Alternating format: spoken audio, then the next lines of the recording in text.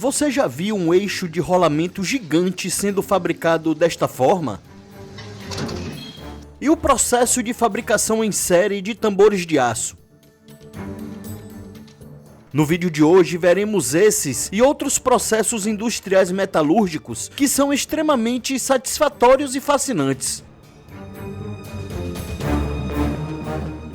Fique comigo até o final.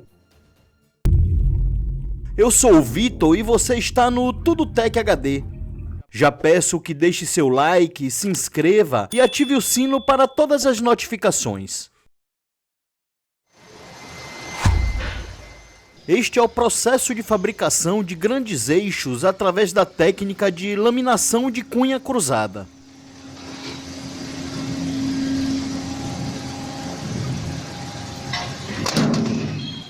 A barra de aço é aquecida a altas temperaturas, que podem chegar até 1200 graus Celsius. Neste processo, duas ferramentas em formato de cunha são posicionadas em ângulo. Essas ferramentas possuem superfícies especialmente projetadas com desenhos e inclinações que definem o formato final da peça.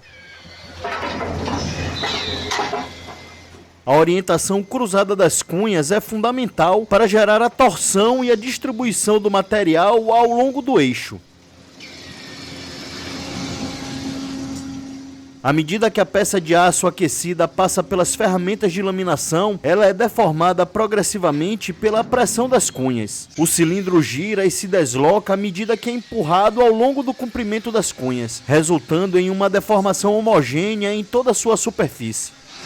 O perfil do eixo é moldado através de variações de diâmetro ao longo do comprimento da peça. A laminação de cunha cruzada pode produzir transições suaves entre diferentes seções, o que é essencial para rolamentos e eixos. O processo também permite a produção de peças com superfícies mais lisas e bem acabadas, o que reduz a necessidade de operações subsequentes de usinagem.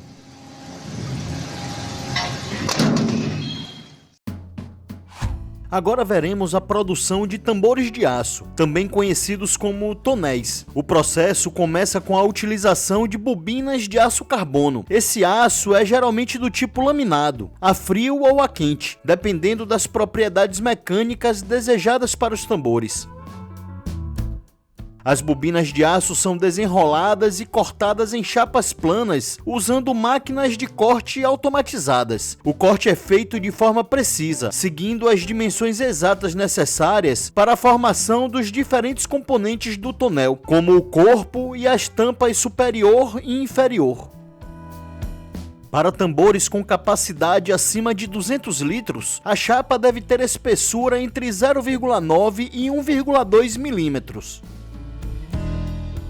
Um sistema de ventosas carrega as chapas de aço que seguem para o segundo estágio de fabricação, onde o corpo cilíndrico do tambor será formado. As chapas são dobradas nessa máquina de conformação de cilindros que curva o aço até formar a estrutura básica do tonel. Então, o corpo do tambor é direcionado para a unidade de soldagem por resistência elétrica, onde eletrodos de cobre entram em contato com as duas bordas da chapa, passando uma corrente elétrica de alta intensidade através delas. A corrente aquece as bordas até o ponto de fusão devido à resistência elétrica natural do aço. Simultaneamente, uma pressão é aplicada para comprimir as bordas fundidas e garantir que a união ocorra sem a formação de espaços ou defeitos, formando uma costura longitudinal contínua. Depois que a junção da solda está fria, as bordas dos tonéis são dobradas para criar uma área onde as tampas serão fixadas, e em seguida é feita a criação das ondulações ou anéis no corpo do tambor.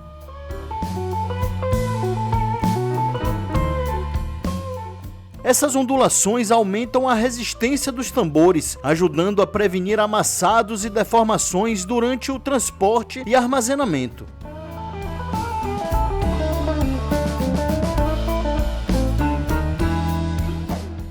Nesta etapa, as tampas superior e inferior, que também têm suas bordas pré-dobradas, são colocadas nas extremidades do corpo do tambor. Então as bordas do corpo e da tampa são prensadas juntas por uma máquina de cravamento. Essa máquina enrola as duas bordas simultaneamente, formando uma junção firme e vedada. Isso garante que as tampas fiquem permanentemente presas ao corpo do tambor. Uma vez montados e inspecionados, os tambores passam por um processo de acabamento superficial. A pintura é aplicada de forma automática em cabines de pintura usando pistolas de pulverização, que garantem uma cobertura uniforme. O tambor gira enquanto o spray é aplicado para cobrir toda a sua superfície externa.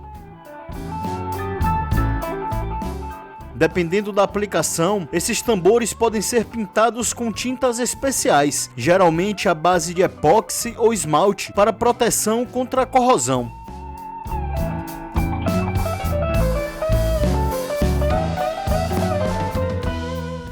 Antes de serem liberados para o mercado, os tambores ainda passam por rigorosos testes de qualidade, como verificação das soldas, inspeção de vedação e testes de resistência à pressão.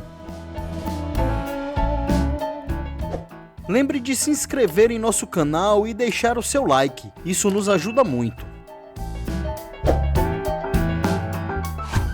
Agora vamos ver como funciona um sugador eletromagnético de grande porte, também conhecido como o eletroímã de sucata.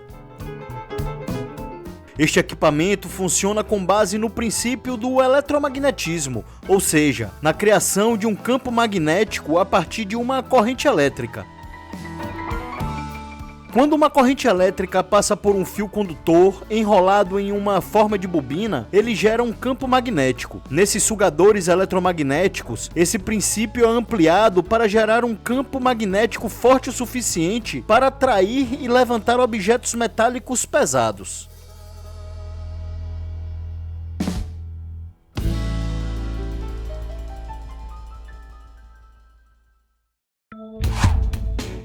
Aqui vemos o processo de fabricação de componentes automotivos por rolos de conformação a quente. Este processo fabrica peças de aço que são até 50% mais leves do que componentes soldados ou fundidos. Dois rolos pressionam o metal contra o molde enquanto giram em alta rotação. A fricção faz com que o metal aqueça, o tornando mais maleável e fazendo com que ele se expanda em volta do molde, assumindo a sua forma. Outro método de fabricação de peças em metal é conhecido como repuxo, onde uma chapa metálica plana é transformada em uma forma tridimensional. Depois que chapas de aço inox de diferentes espessuras são cortadas em forma de discos, elas são colocadas em prensas, onde passarão pelo processo de repuxo profundo. Neste processo, o metal é colocado em uma matriz com uma cavidade no formato final desejado. Uma ferramenta chamada punção empurra a chapa para dentro da matriz, moldando o metal conforme o contorno desta cavidade. Assim, o metal é conformado no desenho da matriz.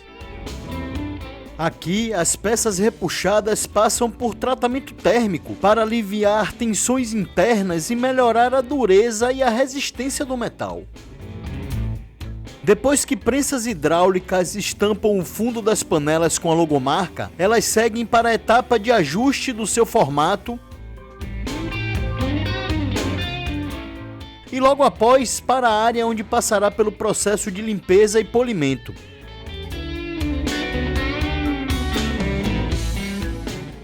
Todo esse processo é feito de forma automatizada por braços robóticos.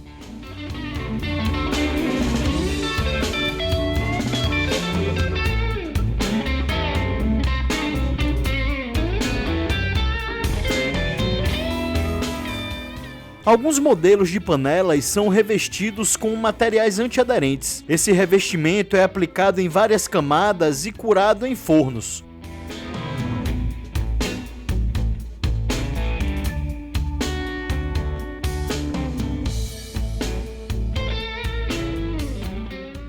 Nesta etapa, as panelas são montadas, tendo alças e cabos sendo fixados através de soldagem eletromagnética.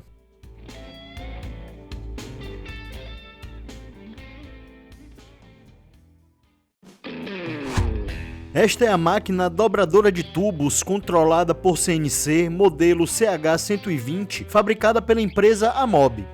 Depois que o tubo metálico é carregado, a máquina é programada com os parâmetros desejados, como o raio de curvatura, o ângulo e a forma da curva. Isso é feito através do painel de controle CNC, onde o operador insere as especificações do projeto. A máquina usa um sistema de rolos motorizados para curvar o tubo de acordo com os parâmetros programados. O rolo de alimentação move o tubo para a posição correta e o rolo de curvamento aplica a força necessária para criar a curvatura desejada. Uma vez programada, a máquina faz todo o processo automaticamente, sem a necessidade de interferência humana.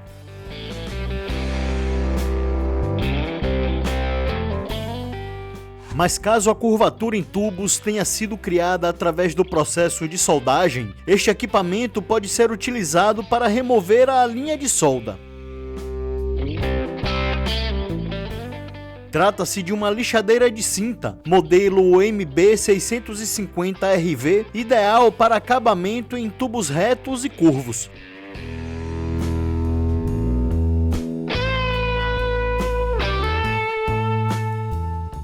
Este acessório foi desenvolvido para ser facilmente instalado em qualquer modelo de esmerilhadeira e operar com diversas larguras de lixas de cinta.